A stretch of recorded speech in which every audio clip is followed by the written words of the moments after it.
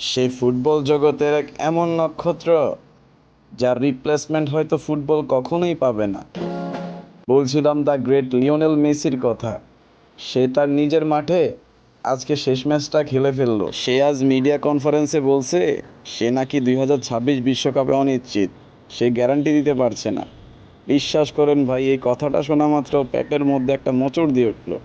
হয়তো এইটাই শেষ, তবে আমরা ফুটবল প্রেমীরা সবসময় চাই লিওনেল মেসি আমাদের মাঝে থাকুক, ফুটবল খেলতে থাকুক সারা জীবন।